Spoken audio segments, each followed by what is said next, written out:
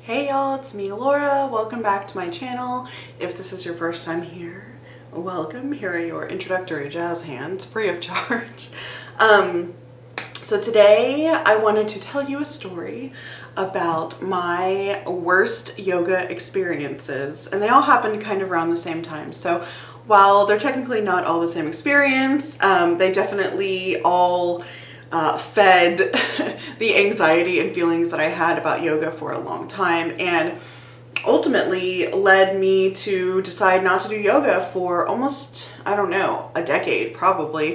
So the first one that I want to tell you is one that I often share with people as a really good example of what it feels like to be kind of the odd one out in a yoga class. So if you've never experienced that, you don't know what that feels like, then this might be, I don't know, helpful for you to understand how somebody else might feel in a class, and maybe helpful for you to figure out what not to do, what to do with students in your yoga classes or fellow students if you're not a teacher.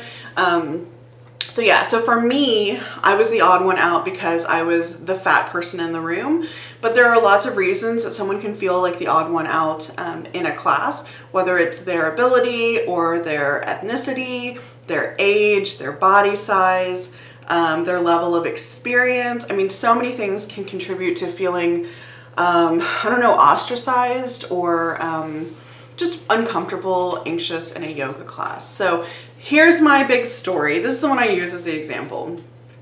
I was wanting to try, my dog is just going to be walking around.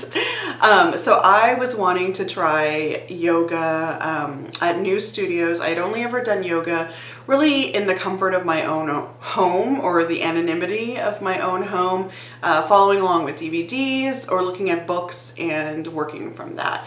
And I was really wanting to branch out. And so even just wanting to go to a yoga class, like around other people, doing yoga, you know, in front of strangers, was a big step for me. I have anxiety. I've always had anxiety for as long as I can remember, so that definitely played a part in this. So that being said, I researched. I was like, oh, where can I go? You know, where do they offer classes that seem like they're more, you know, accessible for me and my body? There were a lot of things that I had learned while doing yoga at home that just didn't work for me, and I didn't at that point know how to create options for myself to make those poses accessible and make yoga work for my body. I was still stuck in the mindset of trying to make my body work within yoga. And really the opposite is true. You adapt, you create options for yourself so that yoga works for you. Like, you are the boss here. So I found this class. It was called Yoga for Everybody. And you know, every and then body is big, right? And so that's kind of a buzzword or a way of writing that word that signifies or signals to people that this is a, you know, kind of more friendly class to those who might be concerned about attending. And so I was like, oh, great, I'm going to go to this class because they're telling me that this is for me. So I was like, awesome. I'm still very nervous, but I'm going to go to this class. And the description, I don't remember what it said now, but it, you know, it supported that. It was like, you know, yoga is for all bodies and blah, blah, blah. So I was like, okay, here I go. And I didn't even make someone go with me. I went by myself, which is big. I usually will drag someone with me for the first time trying new things. But yeah, so I remember driving, and I was driving there, and I was very anxious, and I was like talking to myself like, Laura, it's going to be fine. Like, this is a class made for you. You know, nobody's going to be mean to you. You may not even be the fattest person there. Like, a little steering wheel. But of course I was still all amped up, and I got there and I was the last person to arrive. And so, like, from the get-go, I just felt uncomfortable a little. Everyone was already there. It was a very small class. There were only like 6 people there. And they were all talking to each other. They all knew each other, which is fine. I mean, you know, whatever. You can talk to your classmates. But nobody really paid any attention to me in the beginning. Spoiler alert, that changed. So I went in and I was just unsure. You know, I'd only ever done yoga in my house. I just wasn't sure of like the etiquette in a studio or how things worked. And like nobody was telling me. The teacher wasn't really telling me anything. She was a little preoccupied when I got there. So I just kind of went in and I got my spot, and we were all in one single row against the wall. And I was like, okay, cool. You know, I can use the wall, you know, if I need to, or I can lean against it, or I just felt safe. So I was like, okay, this is going to be great. Well, so when the teacher came in, I guess she hadn't really seen me when I came in. So she saw me, and I literally saw her face like kind of, like confused a little, like, oh, okay, I don't know what to do with you. And she was like, oh, we have a new student. What's your name? And I said, oh, I'm Laura. And like, first of all, just like making me speak in front of everyone, it just felt weird. And I was already so anxious, and now everyone's looking at me, and I'm just like, oh, don't look at me. Like, ooh, let me blend into the back. But there is no back because we're all in one line. Anyway, so just from that point on, I could tell that she didn't know what to do with my body. So she would have us do these poses where, so for example, we started seated. I remember, it's been so long, but I remember this because it's burned into my memory. So we were seated and we did staff pose, or dandasana, where your legs are out in front and you, you know, forward fold over. And she was using cues like, bring your chest to your shins. Like, are you fucking kidding me? My chest is not coming anywhere near my shins.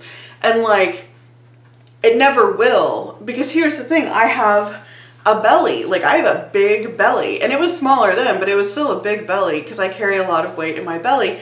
And if you have a large belly, when you lean forward, your belly hits your thighs and it keeps you from moving farther than that. We weren't using straps to help pull ourselves. It was just, you know, fold forward, let your chest relax against your shins. No. So I folded forward as much as I could, and then I stopped when my belly, you know, hit my thighs and made it to where I couldn't fold forward anymore. And she called out, she said, Laura, allow yourself to release down. Let your chest rest against your legs. I was like, this is as far as I can go. But I said it kind of quietly. I just said, this is as far as I can go. And so I'm feeling very singled out. I'm feeling like a failure because my chest isn't touching my shins. And I'm thinking, I don't want to stare at everyone else, but is everyone else having their chest like touch their legs? This is craziness to me. It's supposed to be a beginner level, like, you know, being able to come all the way down is very advanced, or you're just naturally very flexible. Anyway, it was nuts. And just like things like that kept happening, and she didn't know what to do. Like in that circumstance, she could have given me a strap and I could have used that to help pull myself forward and find more of a stretch, right? Or also, just don't freaking tell people to put their chest on their shin. Like, just tell them to come forward as much as they can, like as much as feels good. You know, like tell them what the benefit is. Like, you're looking for stretching through this body part, or, you know, lengthening in your spine, and not like basically making me feel like a failure in the first 5 minutes of class because I can't put my chest on my legs. It was nuts. It was nuts. Like, see, I still have all these feelings about it. Anyway, so the class progressed and like things kept happening, and she clearly didn't know what to tell me to do in order to help me find the benefit of the pose that the other students were experiencing. I was not only the fattest person in the room, I was the only fat person in the room. The rest of the class were thin to average, able-bodied, kind of middle-aged white people.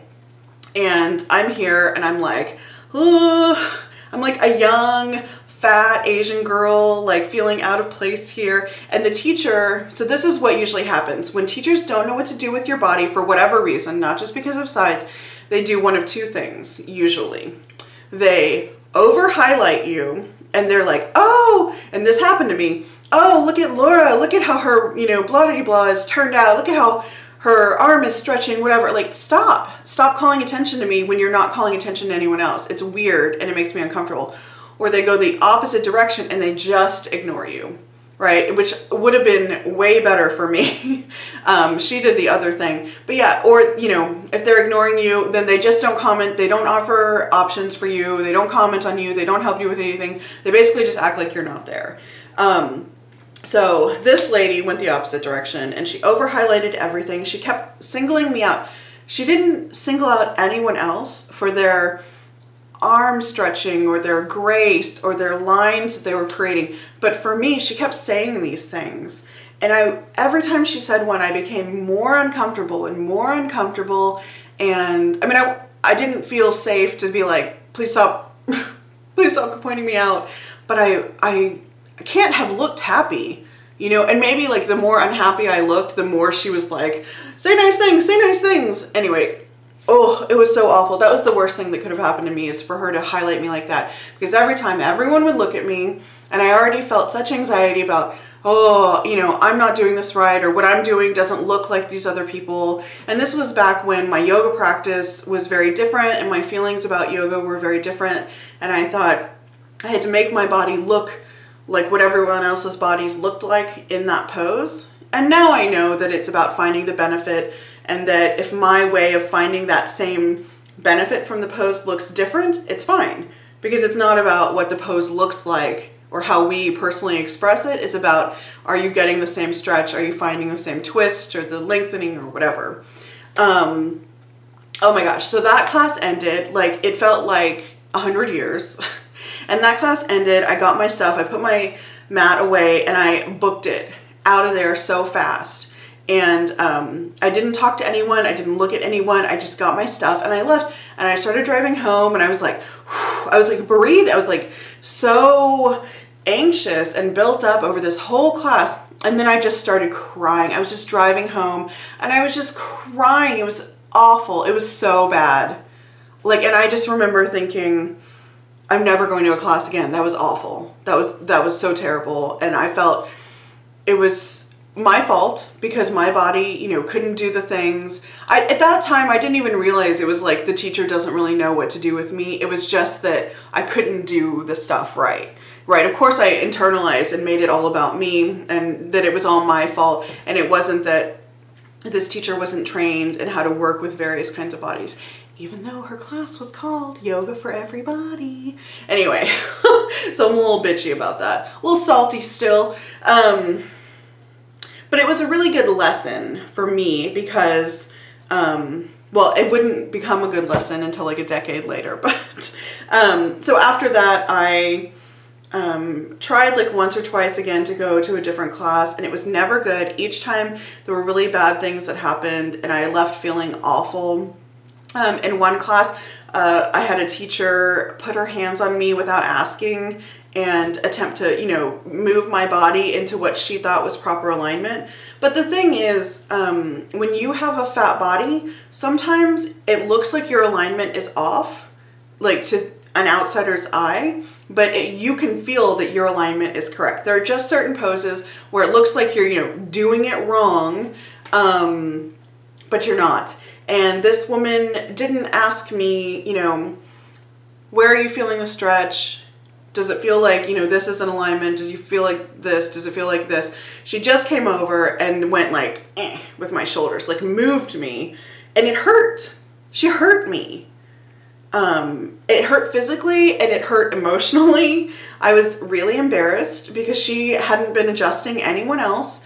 And then she physically hurt my shoulders, and that actually kind of hurt a muscle, and for a while like I had some pain in my shoulder.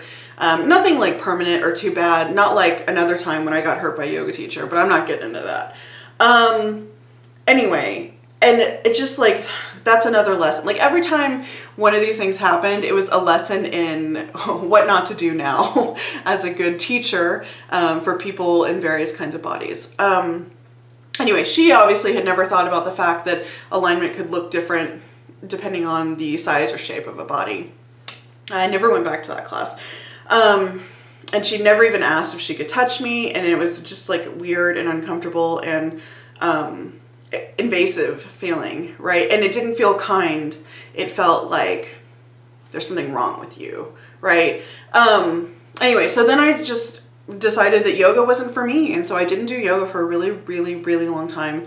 And then I finally got back into it because of Abby Lentz's Heavyweight Yoga DVDs, which I 100% recommend. Abby Lentz is amazing. Heavyweight Yoga, there are like 3 DVDs. I have them all. I've done them all many times. They're great. So if you are wanting to get into yoga, you don't want to go to a studio, or there are no body positive accessible classes near you, get Abby's DVDs and enjoy them. They're great. That's my little plug for Abby.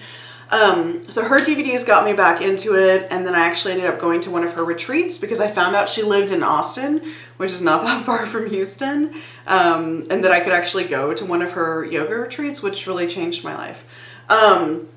So then, you know, after becoming a yoga teacher, I really try to use those memories and those experiences to shape the way that I interact with my students and the way that I teach, because the worst thing that could possibly happen for me is for a student to come to my class and feel the way that I felt in those classes, because it was awful. And I still, I just got goosebumps and I'm tearing up a little because I still have feelings about that. You know, it's been, I don't know, almost 15 years since all that happened, and I still feel weird about it. Like, I don't feel shame, I don't feel bad, but I hate that it happened, and I still like get in a weird space when I think about it a lot, and I let myself like go kind of in a dark way. You know, and so I really try to focus on what are the lessons learned from those experiences and not get sucked into like internalizing that as self-hate, which is what my body, like my mind tends to want to do. So yeah, so the lessons now that I implement as a teacher are to not over highlight and to not ignore, and to know ahead of time like options for people. Like if we're doing, you know, the mountain pose, like what are things people can do? And this actually came up tonight. I just came from teaching a class, which made me want to talk about all this, because what actually happened tonight is somebody was like, we did all these squatting poses, and she didn't say at the time, but she said later to me, hey, is there something I can do instead of the squats, because it really tweaks my knees? And I was like, yeah, of course. You know, do this, like stand in mountain, put a block between your knees, squeeze the block, and it'll engage the muscles. And really, it works a lot of the same muscles. You get a lot of the same benefit as squatting. Oh, great. That's wonderful. I'll do that next time. So, I mean, that was a great experience. And now she will feel empowered to find the benefit of the pose in a way that works for her body. So she's making yoga work for her body instead of punishing herself and feeling bad about it, or, you know, hurting herself and doing that pose anyway. So, I mean, my whole deal is having the training to know what to do with people's bodies, and to say, if I don't know, hey, I'm not sure, let me find out, so that next time, you know, we can do the best thing for you. And like, don't just touch people's bodies. Ask, can I touch your hip? Can I touch your back? Whatever. I just, you know, I try not to do a lot of hands-on adjustments anyway, because you never know people's history with touch. There's a lot of trauma in the world, and I'm not interested in, you know, bringing that up for anyone if I can avoid it. Anyway, so I mean, this story time is really just about these horrifying experiences and how it felt, and how I kind of use those as learning opportunities now that I'm over it. It's been long enough. And so when I teach, like, that's really my whole deal, is how can I make it a really positive, affirming environment where people feel comfortable saying, hey, this isn't working for me, what can I do? That was my phone, sorry. So yeah, I mean, I guess that's the point. I don't know, you know, if this will help you or not. If you're somebody who has experienced these things, I really encourage you to not go to those classes if they make you feel bad. But don't give up on going to classes in person. You know, it is worth trying. You know, do your research, but I understand, you know, even a class that says it's for everybody, you can go and not feel right. What I wish that I would have felt empowered to do is leave. But I didn't. I did not feel like that was something I can do. But I encourage you, if you ever get in a situation like that and you feel like this teacher does not know what to do with you, they're not treating you in a way that feels respectful or good, just leave. You can just leave. You have the power to do that. You are in control of the situation. And if you have never experienced this, I hope that it gives you some perspective on how it feels for other people in classes. If you're a teacher, I really hope that you listen to this and think about the way that you cue, the language that you use, the options that you know of. And if you don't know a lot of options for different kinds of bodies, I hope that you, as part of your ongoing continuing education, that you look into stuff like that. There's a lot of places now where you can get training on these things. So yeah, take a breath. Now I'm thinking about all this stuff. So I hope that this video was helpful in some way, or at least entertaining to hear about my trauma.